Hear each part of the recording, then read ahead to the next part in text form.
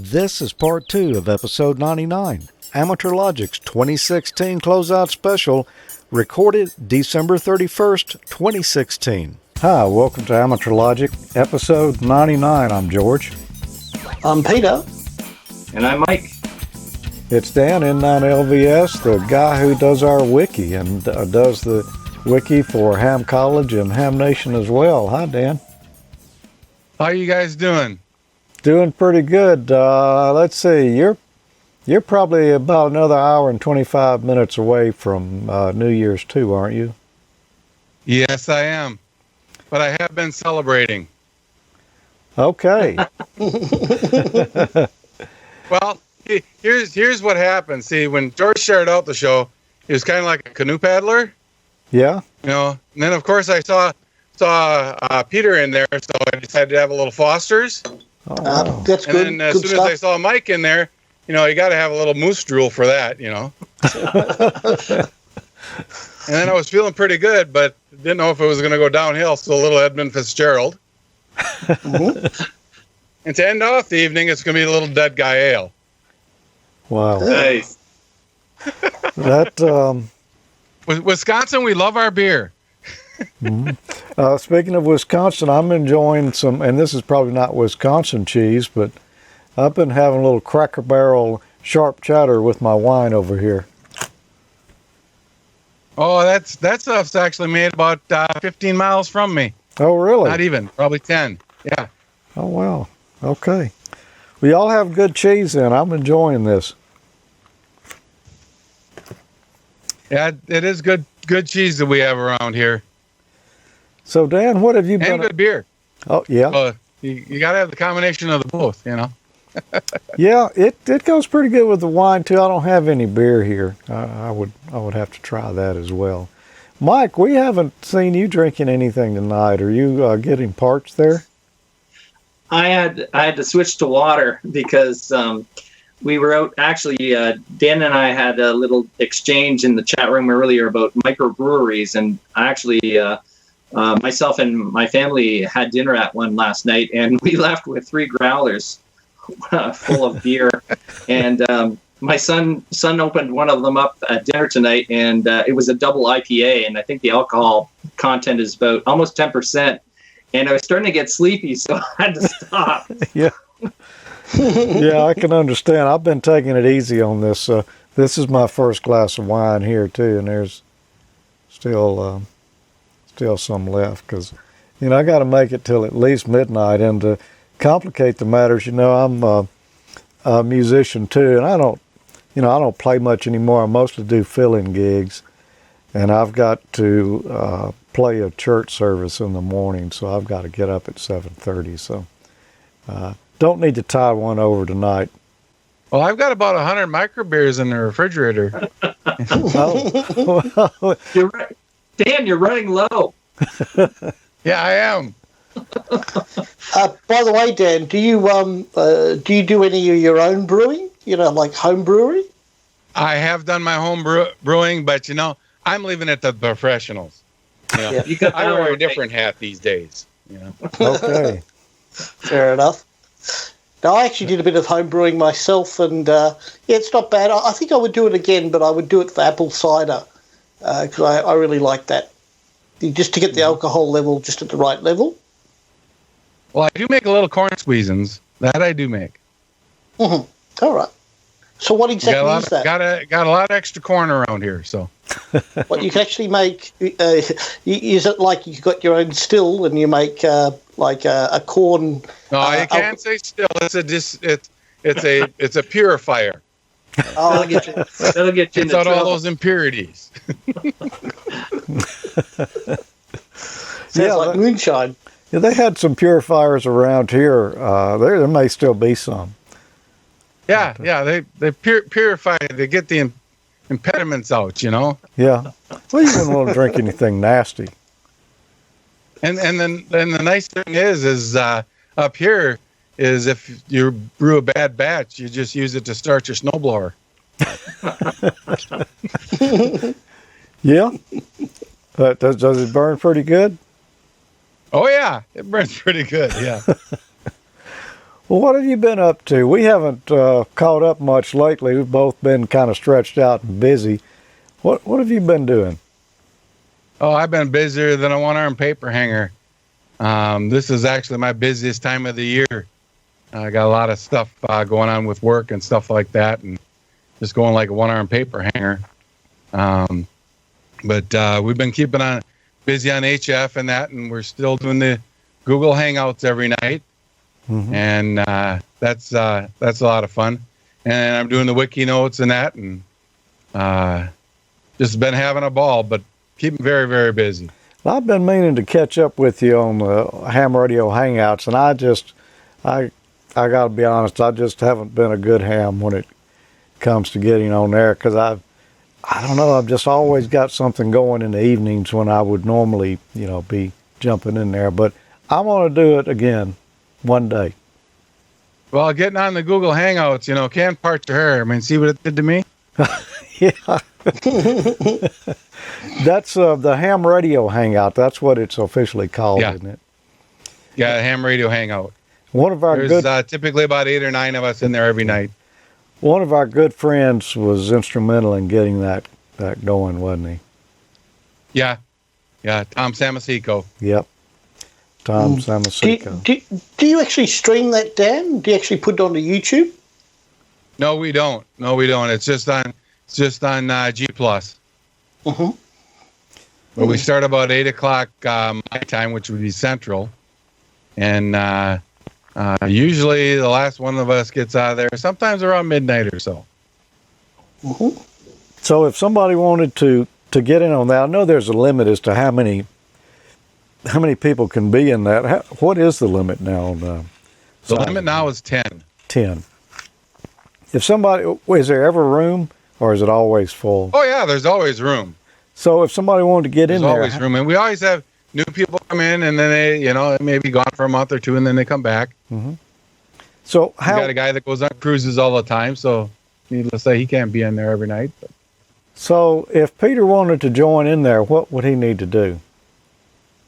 All you need to do is go to G Plus and look at Ham Radio Hangout and join the menagerie, and send out the link pretty much every night, and to those that are in the group, and voila, you're in. Oh, cool.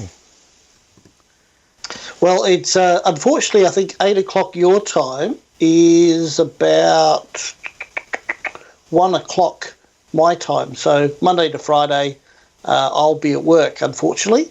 But maybe a Saturday or a Sunday, I might be able to oblige. Yep, it's 7 days a week. 7 days a week. Cool. It's a lot of fun, and sometimes we don't talk about ham radio. Sometimes we talk about other stuff, but eventually we get the ham radio stuff too. Oh, cool. Yeah, you should check it out, Peter. I haven't done it in a while, but I have joined in on the Hangout a couple of times, and it's always interesting topics going on. Oh, I think I've done it a couple of times, haven't I, Dan? It would have been a while ago, though. You've been in there a couple of times, and a lot of it is just helping other hams out, That's the part that I like, is you get somebody that says, hey, I can't get this working, or I can't get that working. And it's like, well, do this, and the next thing you know, you're hearing them come over the radio, and it's like, yep, it's working now. Cool. You do a lot of mobile, don't you? Oh, yes, I do. HF mobile. Yes, I do. 1,300 watts worth. 1,300 watts worth. I've got a little video here from you. You want to take a look at that? Sure. All right, let's check that out. Then we'll come back and talk about it. This is the N9 LVS Mobile, a 2015 Jeep Cherokee, which I purchased in late 2015. The heart of the system is this dual-wound aircraft alternator. When placed in series, gets us the 48 volts we'll need for the amplifier. For HF, I run a Yaesu 857D, mounted right to the dash, which gives me heads-up capability. The radio itself is mounted underneath the driver's seat. The amplifier for the mobile operation is the ALS 1300, mounted just behind the rear passenger seat. The remote, however, for the ALS 1300 is mounted just left of the radio. Needless to say, with running a 1300 watt amplifier, the antenna has to be a little bit more beefy. So I'm running the Wolf River Coil Silver Bullet 1000, connected to a 102 inch whip. The mount itself is built from 1 inch Schedule 80 square tubing. One bolt running through the outside support of the fender. The other part is actually mounted to the frame itself through one of the assembly holes. This is what the assembly hole looked like before installing the mount. I removed the rubber grommet, and it gave me more surface area to actually fix the mount to.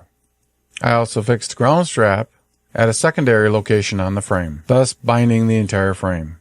For VHF and UHF, I run a Kenwood V7A, affixed to the side of the console on the passenger side. The wire for that runs up through the taillight assembly and to the antenna, which is a Larson 270 mounted on the luggage rack. And what would a modern amateur radio vehicle be today without APRS? I'm running a GPS puck stuck to the top of the dash as close to the window as I could get it. For the APRS unit, I use a Bionics Microtrack RTG, which is a 10 watt APRS tracker, which I have mounted behind the glove compartment. The antenna itself is actually mounted behind the front fender well on the passenger side. The reason I did this is the fender well itself is all fiberglass, but it has a nice piece of steel plate holding it on. And that's a quick overview of the N9LVS Mobile. I hope you find this video interesting. And 7.3s from N9LVS. You know, Dan, you're the only person I know that runs near legal limit mobile. It's got to be an interesting experience. Yeah, the interesting experience sometimes becomes some of the vehicles that you pass, and you sometimes will have them think that they're stalling out, especially like the smart cars or the hybrid electronic cars and that. You keying up 1,300 watts and you go buy one of those and you watch them kind of stall out. You know, it's kind of funny. So, Dan, sorry, go ahead, Peter. I was going to ask, what sort of range do you get line of sight, Dan, with 1,300 watts on 2 meters? 1,300 watts is for HF. Oh, sorry, for HF. I'm just running 50 watts mobile. Okay, all right. Well, what sort of range do you get with your HF, depending on, obviously on conditions, but... I have DXCC mobile. Wow, that's pretty good, pretty cool. Dan, I've always been curious. Did you void your warranty by doing that? Nope, not at all. In fact, a lot of the stuff that I had with the electrical and that kind of stuff, I actually had the dealer install. Really? Yep. I was curious with all the various electronic modules in the vehicle, whether or not there was a limit as far as RF power that was permitted without voiding any type of warranty. When I ordered that vehicle, dealer recommended, and I talked to Chrysler themselves, and they recommended that I get the quote-unquote police package, electronics package put into that vehicle. And that covers up the computer and stuff like that. So it isolates more than your standard computer module. Basically, just sits on the fender well with 2 screws in it, and that's it. Mine actually has a metal plate that goes over the top of that. Oh, wow. Yeah. I can see why you need that. Just out of interest, Dan, operating on HF Mobile, did you have to do anything special to suppress the noise of the motor? Did you? Nope. No? That's part of that package that they put into the vehicle. Okay. So no ignition noise or anything. Yeah, it's meant to be carrying like a Motorola 200 watt mobile unit in there. So cool. I've never operated a lot more shielding on it and stuff like that. Wow, I had no idea that the police package would do that. I mean, generally I'd expect heavier springing in the seats, maybe extra thick metal in the doors. It's the police electronics package. Yeah, it almost makes it sound like you've got radiation hardened electronics in there. So what does that cost extra, or did they break it out where you could tell? Cost me about $2,000 extra. Wow. But if you take a look at all the electronics wires, there's a lot of shielding, you know, that's going around, like the wires that are going through the firewall and stuff like that. A lot more checkpoints, for lack of a better term, where they're screwing stuff down and, you know. Wow. Took another 3 weeks for the vehicle to get here too, so. Yeah. But they did that at the factory. It was shipped that way? It was all done at the factory, yep. Okay. All right. I would feel better about that than a dealer doing it, I think. Mm-hmm. Yeah, the only thing the dealer put in was the alternator itself, the 48 volt, well, a 24 volt aircraft alternator, which is in series. The dealer did that himself, which is actually the same one that came out of my old Jeep. Yeah, it just wouldn't have, well, and it makes perfect sense, but, you know, it just doesn't occur to you at first thought that, yeah, you would need almost 50 volts to run that kind of linear in there. Yeah, the ALS 1300 does come with a 50 volt DC power supply. So, needless to say, a dual wound 24 volt run in series gets me 48 volts, and then I run that through a bridge rectifier to get off a lot of the noise that's on there, and then that goes into a couple of good sized capacitors. Wow. I guess the capacitors are there to stop the engine from stalling when you start transmitting at idle. No. Although I did have a funny experience. I actually drove by a guy was playing rather loud, annoying music, and I keyed up on 80 meters and stopped his music dead. So it was like somebody unplugged his stereo. I don't know why. I was just tuning up on 80. That would be great when in the summertime when you're at a stoplight next to these cars that have the 1,000-watt subwoofers running in their cars next to you, and you can't hear yourself talking in your own vehicle.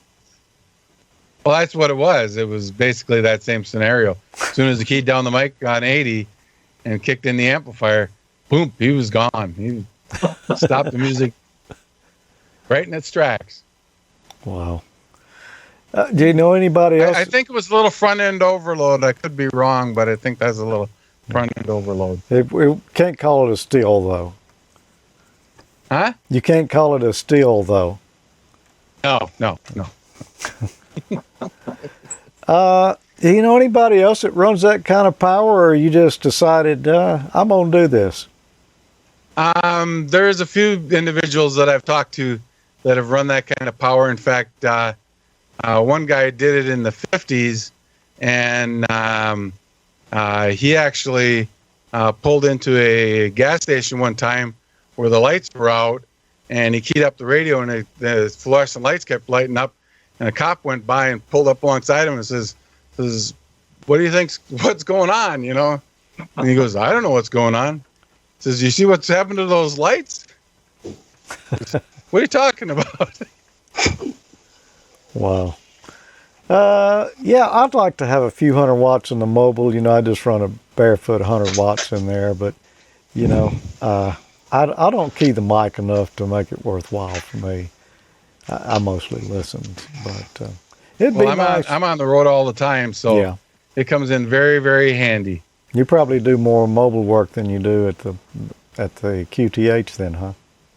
Yeah, I do. I do far more mobile work, but it's a lot of fun to run counties and that when you're running mobile, you know, and to do DX, that's just a hoot and a half, because a lot of times you'll talk to, you know, some country where they're lucky that they got power to power the radio. Yeah, and they're like, mobile. So, are you able to bust pileups with it? Yeah, you usually bust pileups pretty good. Because they're used to seeing mobiles running QRP or low power, and when you come back, you know, and you pound through the pileup and you say you're mobile, a lot of DXCC countries and stuff like that, especially if they're running special events and that, boy, they grab you right away. Mobile, okay, yeah, we'll take the mobile station, you know. It's like, yeah, running 1,300 watts mobile, and just, you know, you can almost see them on the other side going, no. So Dan, how does that work for? I mean, obviously you're in pretty close proximity to that 102-inch whip, which is loaded, obviously. But how does that work for the safe operating area with that kind of power?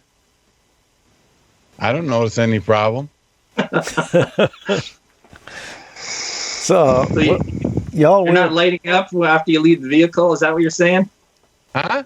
You're not glowing when you leave the vehicle? Nah, not glowing when I leave the vehicle. I just look at it as a big HT, right? yeah. And then some. You know, we are coming up on 2017 here in just a few minutes for those people on the East Coast, and which none of us are. You're not on the East Coast, are you, Mike? Aren't you Central? I am. I'm Eastern time. Oh, you I'm are an hour Eastern. behind you. Oh boy, then you're almost to catch up to Peter. I have a 1 hour advantage on you. You do, yep. That's okay though. We'll just have to deal with it, I guess. Peter, how many hours did you have advance there? Is it like? I think it's about 14. So, Wow. Yeah. That's just. No, it gets longer in the summertime when everybody goes on daylight savings time over here, and you're coming off of daylight savings time, are you not? Sorry, just a second. Let's see. No, we are in summer, so we are in daylight savings time at the moment. So we would have switched over a couple of months ago. Right, but what I meant was the gap gets wider for us in the summertime, and I guess for you too. That time difference is that right? Yeah. I forget whether it gets wider or less, but I do note that about this time I if we start any broadcasting, I tend to start later in the day, whereas in winter I end up having to get up at 8 or 9 in the morning to actually to do a thing of AmateurLogic. It actually switches around by quite a few hours because your time zone goes one way and my time zone goes the other. And so the gap does get a lot bigger. But I just forget which way it works, that's all. So you'll come up to midnight, so you'll be about 11 p.m. So I'm just working out the sums here. 4 plus 16, 7, it could be a 17-hour difference even ahead all up. It's quite a bit. Well, I'm going to go ahead and say it. Happy New Year's to you folks on the East Coast. I think we're only seconds away here. I don't have it hasn't changed yet, but I don't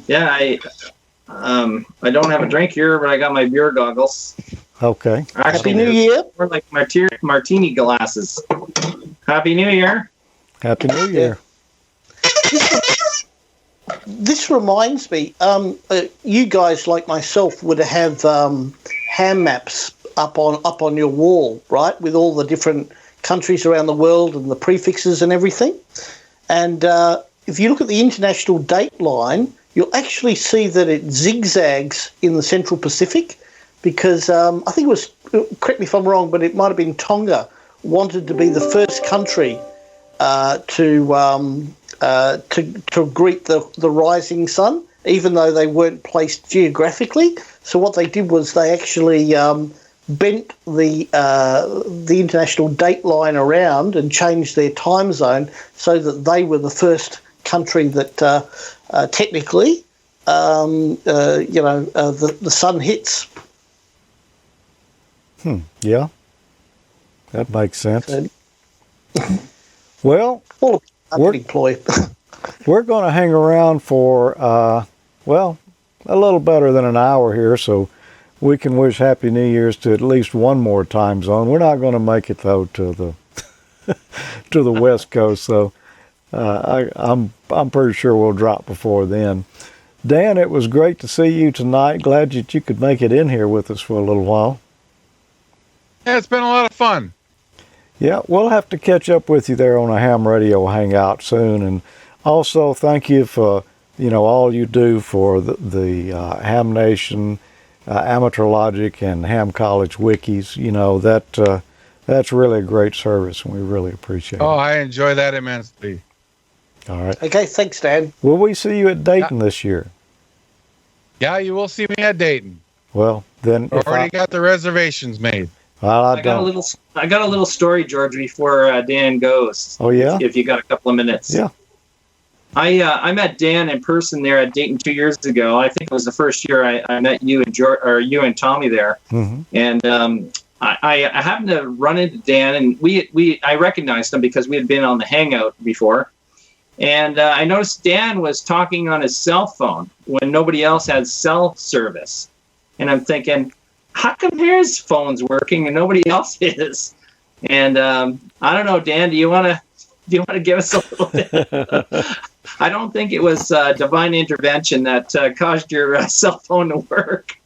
I'm thinking that maybe you had something else. Yeah, a little bit of something else going. But it wasn't a still.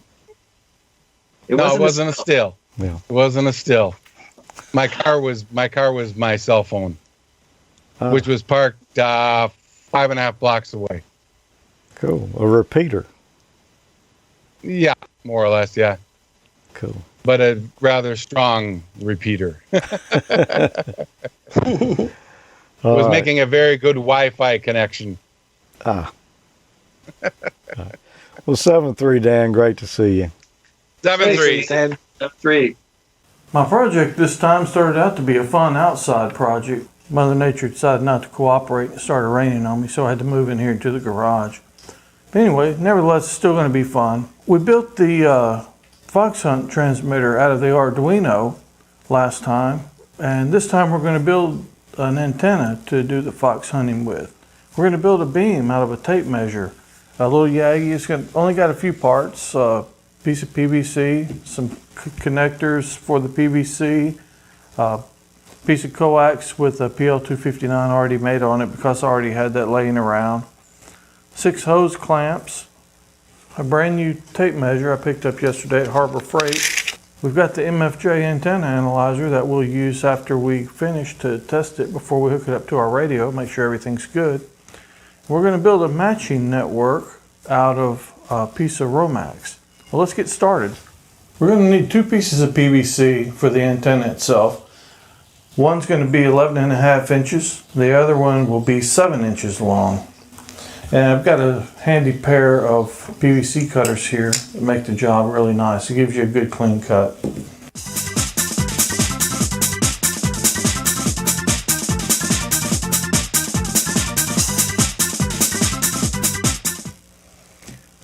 Okay, so we've got our 2 pieces. This will be for the director. The driven element will go in the middle and the reflector will go in the back. So the director will get the T, since that's the front end, and you can glue these if you want, but I'm not going to bother to glue them right now. If it doesn't hold together, I may come back and do that later, but it's a good snug fit.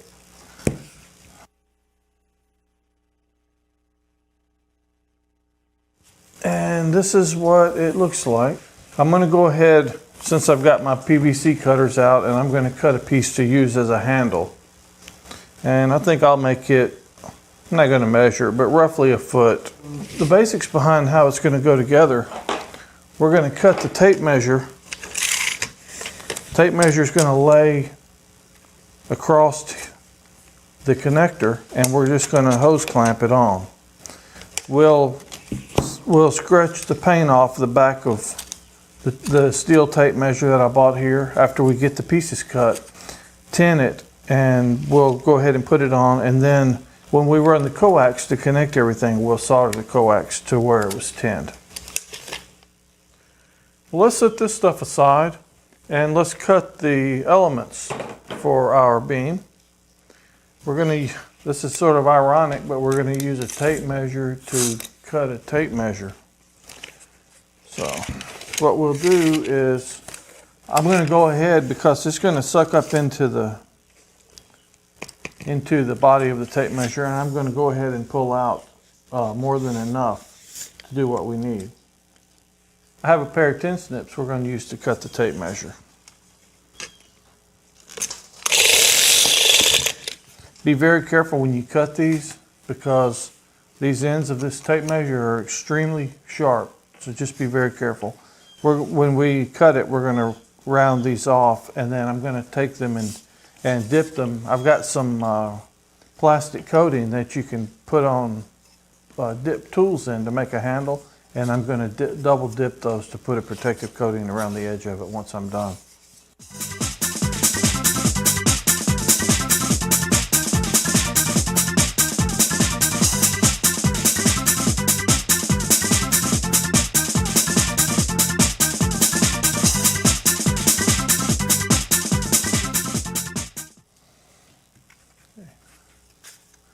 We're going to take the piece of sandpaper, let's get these out of the way, and sand one end of each of these so we can tin it.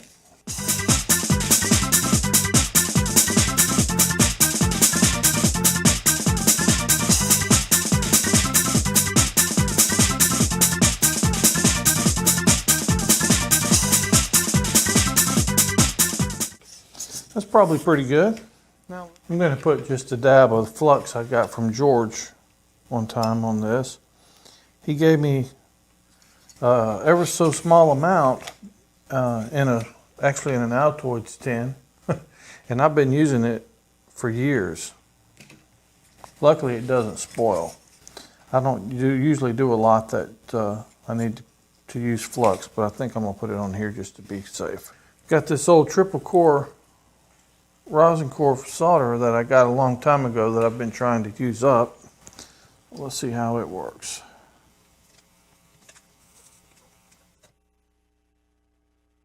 These will go against our connector like so, and then we'll have a good place to, in the right direction, to solder our coax. Next thing we're going to need to do is get the coax prepared. This is a piece of RG58. You may want to put some 8X or something a little bit better on there, but I just happen to have this handy. Works okay by mobile, so I'm pretty sure it'll work okay for this. We need to tin the ends of the Romax so it'll be easy to solder to the tape measure for our matching network. We're just about ready to start assembling. The last thing I want to do is get rid of these sharp edges like we mentioned before, so when I'm putting this together I don't want to get cut, and I'm sure you don't either. And you may not like the sight of blood. I don't like the sight of my own.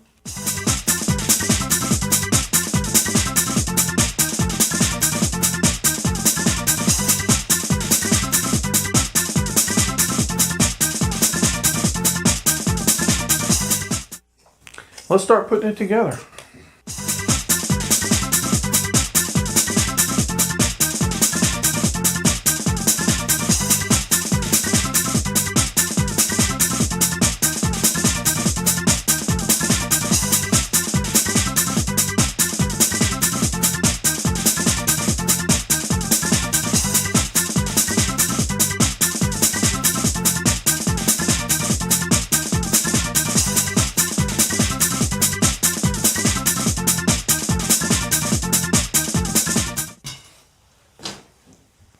Well, we've got both of our driven elements on the beam, and let's put the reflector and the director on there.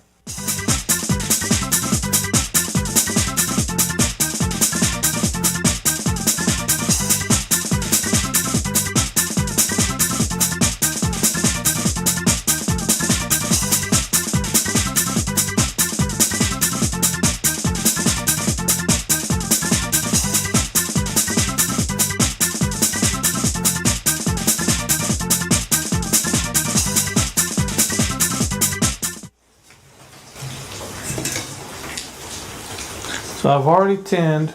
I tinned my coax that I shortened the ends off of.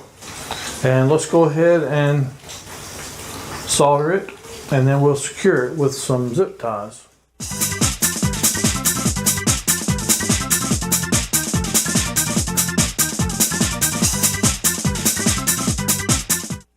Now let's put our hairpin match for our SWR, and we will solder it right here to the top.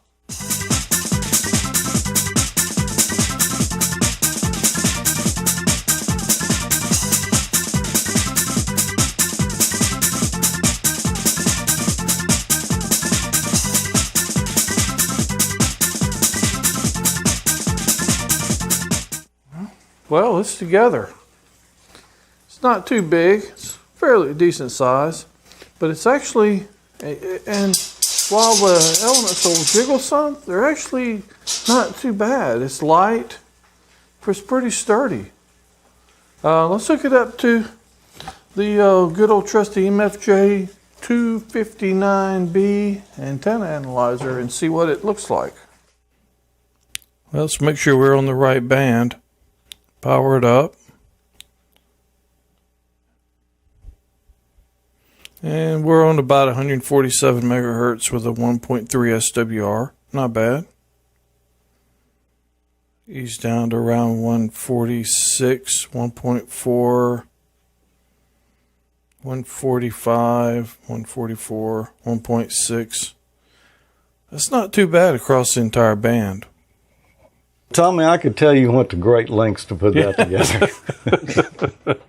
I did, man. I didn't mention in my segment that, but that beam has 7.3 dB of gain, according to the guy that wrote the plans for it. You know, that's a lot for such a simple little antenna. It is, and I didn't get. It was pouring down rain today. I was building it, so I didn't get to go out and video myself testing it, but I did afterwards, and it worked pretty well.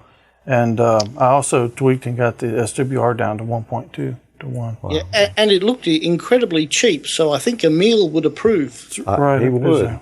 Yeah, and speaking of that, there's a tape measure that I'm going to have on eBay here soon. It starts at 7 feet and goes to 33. If you want to make one yourself, so just watch for that. Okay. That looked like a fun project to me. I haven't built one myself, but Tommy's still got that tape measure. How much is left on the tape measure? It starts at 7 feet and goes to however long. So there's plenty on there for everybody.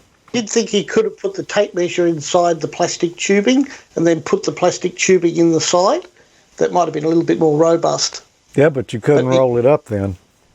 Oh, this is true. This is true. We've got a couple of more guests here that have joined us. It's Amanda K1DDN from Ham Nation and her old man, Jeff, with the, is that Mardi Gras beads or what is that around your neck, Jeff? Yeah.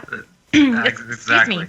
So we went to the dollar store because it's one of the only stores in town, and we're looking for some Happy New Year gear, and they had a Mardi Gras section, and that was it. So, happy. That's what we wound up with. I do have some of these, though. There you go. That works. Y'all have got, almost an hour and 45 minutes to go.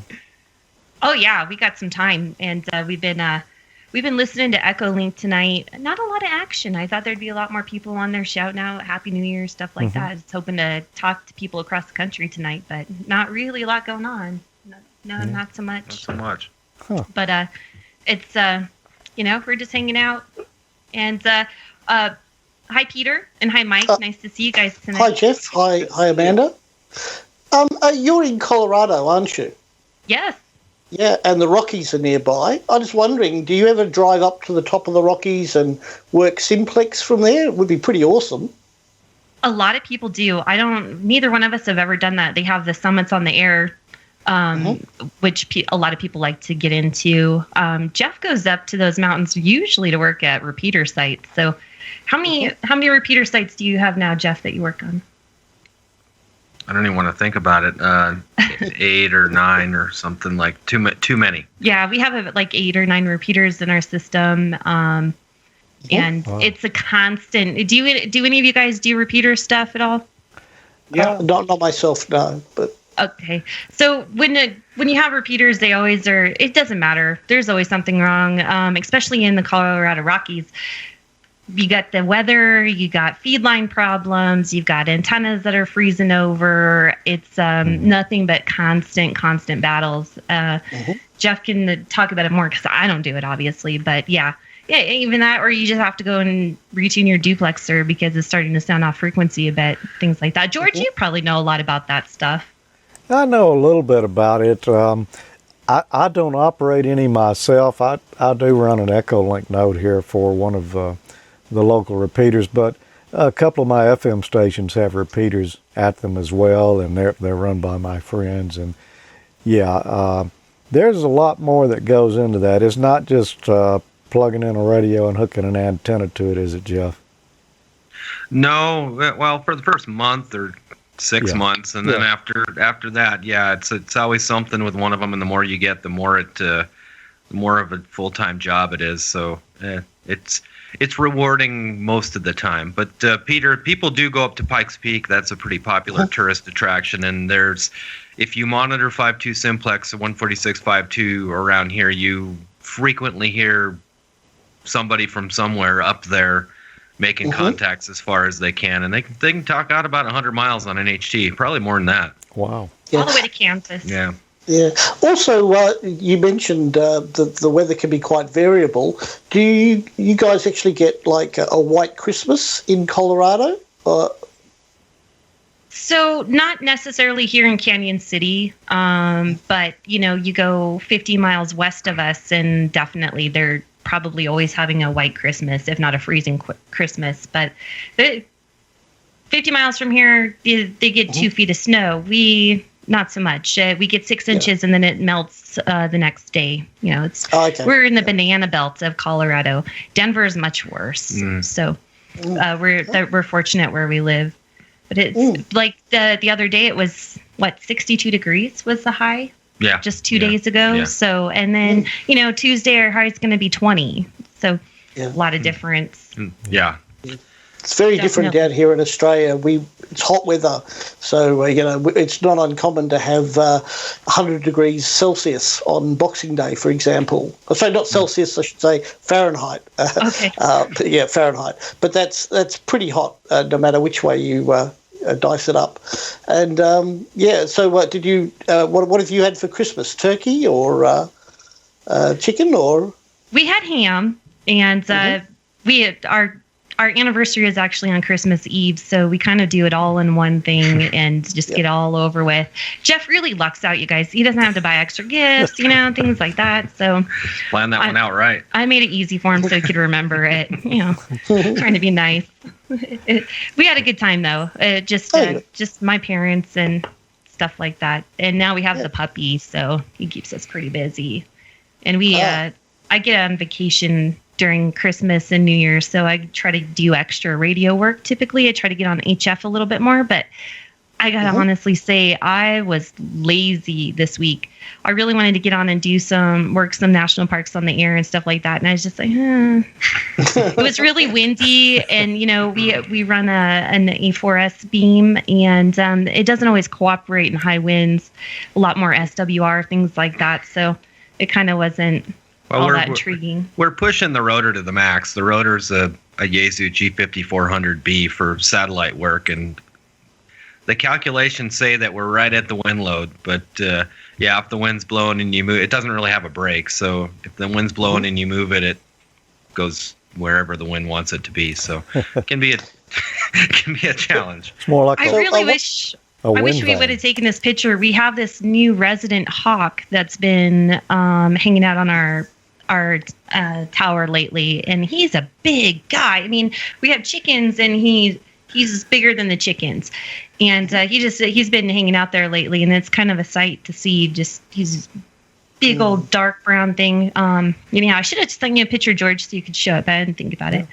And what else have we been doing? Jeff's been doing a lot of repeater work. He's been working on and I can't talk about this technically as well as he can, but he's been doing a lot of his linking and controlling by All-Star. And Jeff, if you want to explain how All-Star works a little bit. George, do we have time for that? Sure.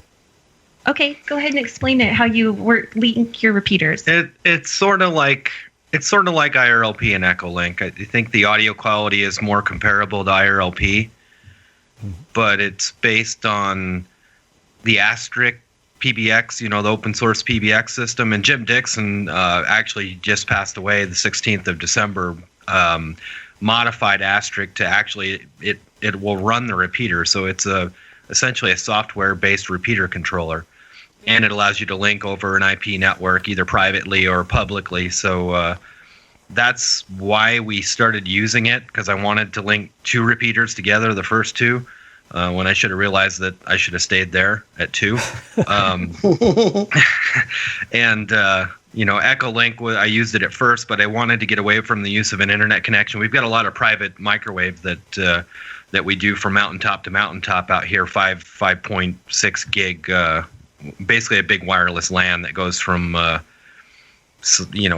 south of us all the way up to Cheyenne, Wyoming, actually, and it's all amateur stuff. So we get to take advantage of that network and link all of these analog repeaters together over an IP network. So that's why we did All-Star. It's called All-Star Link, but pretty cool. There's public connectivity too, so you can use it like IRLP or Echolink and connect to places all over the world. But our focus was to be able to link these machines together without the use of the internet. Hams don't want to use the internet if they don't have to, especially for MCOM stuff. So that's what we did.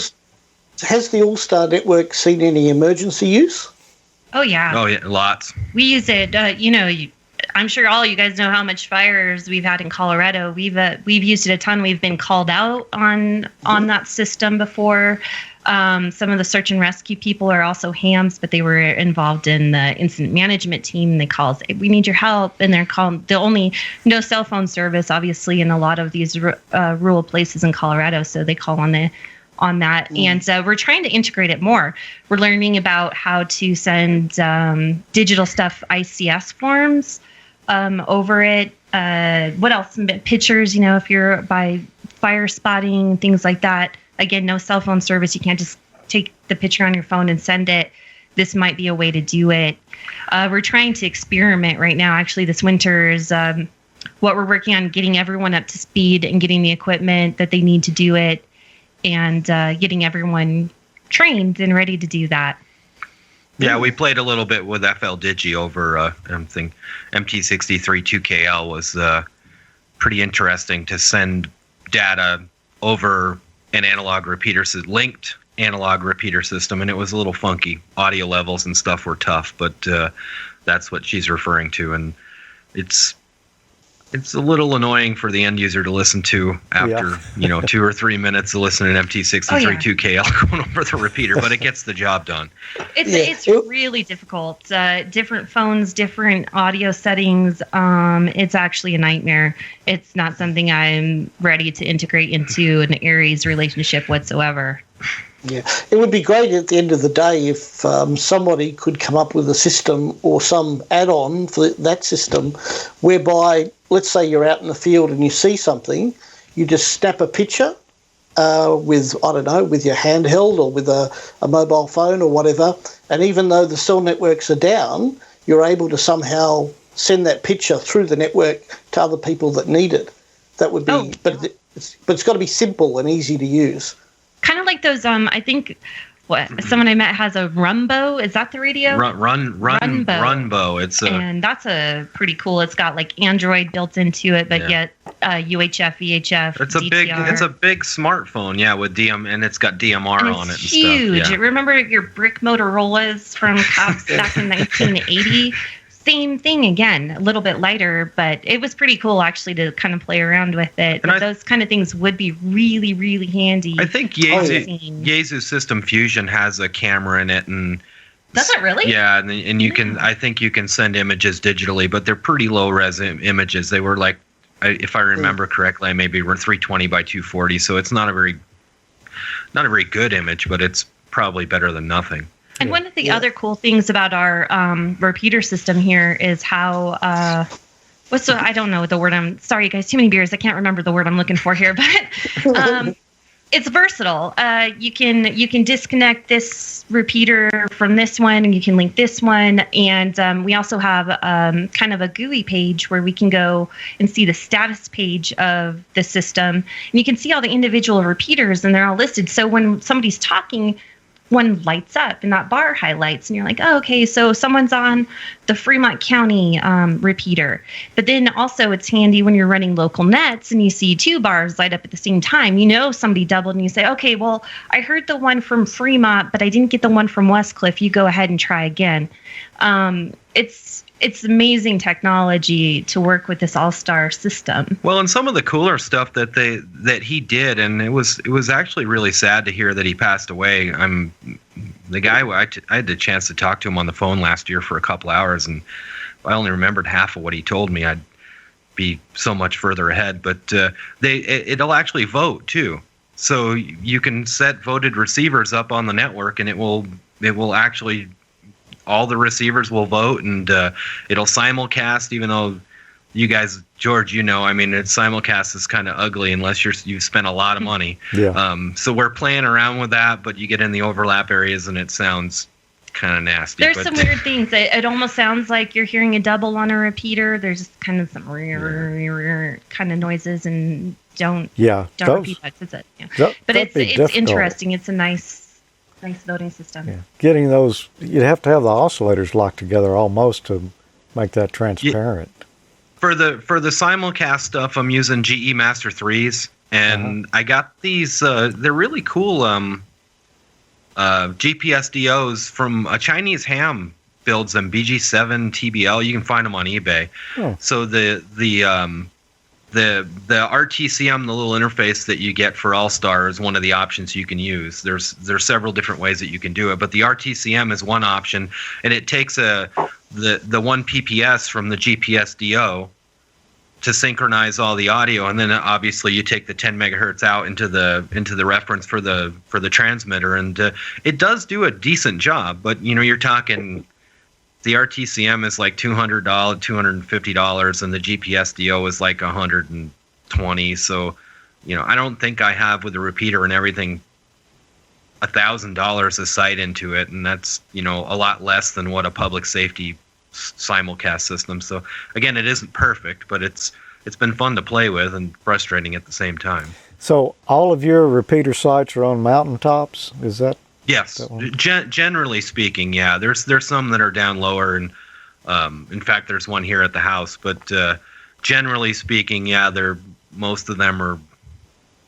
I think the lowest one that we've got on the mountain is 7,500 or so. But there's one out west of us that's 11,700, and there's another one that's 12,004.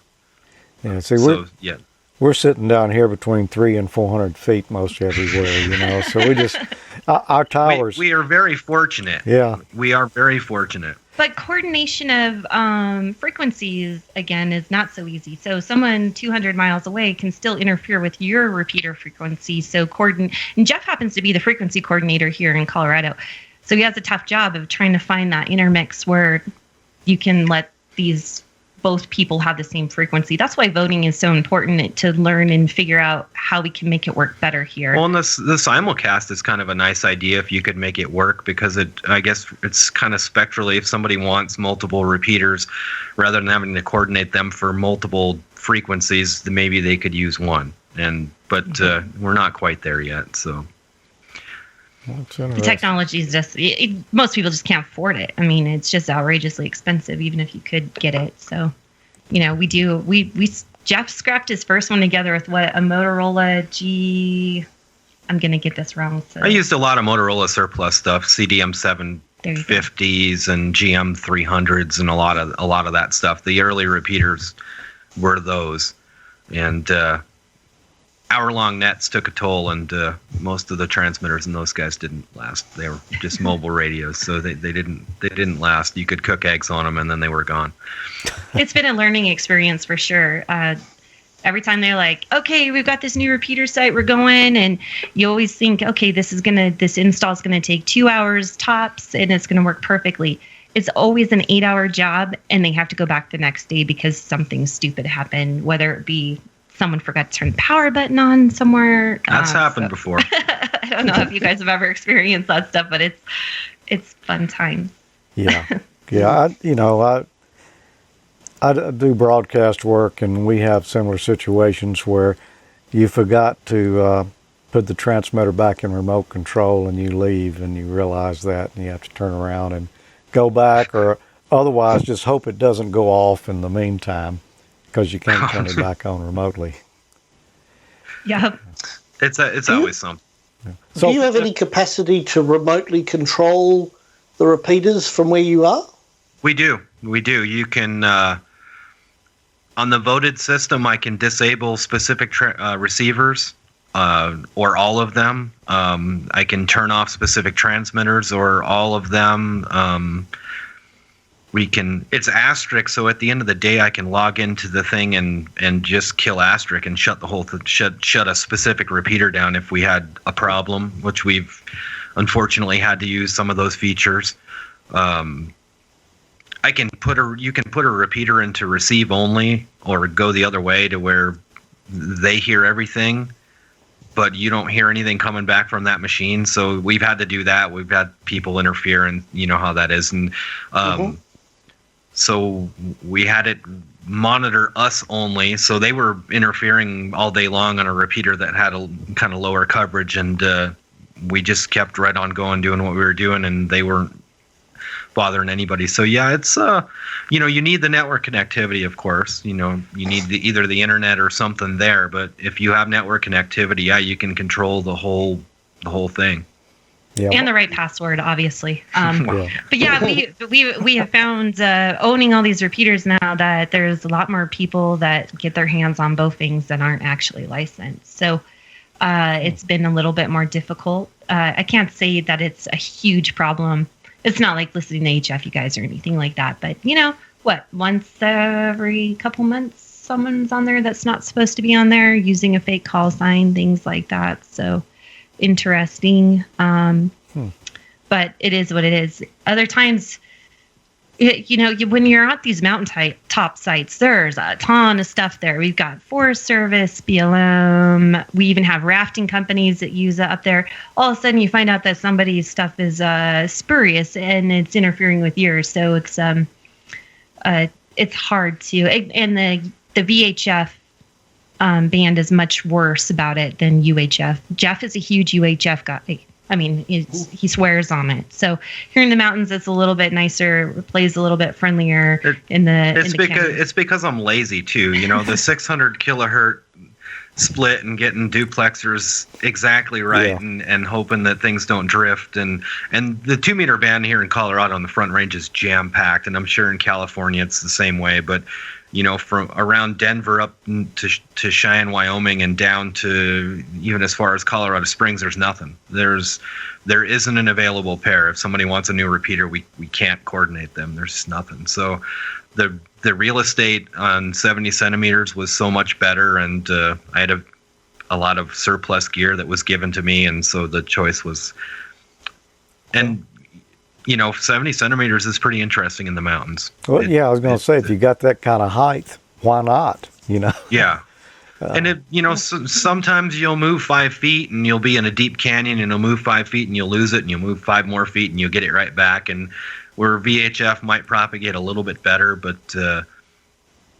it is what it is. And we can, with that kind of separation, we can preamplify the receiver and make it hear something that some 2 meter machines can't hear. So it's been fun. But I think that's something a lot of people don't realize that you probably are very familiar with, is you can't say, well, I'm gonna stick a 500 watt amplifier on the repeater.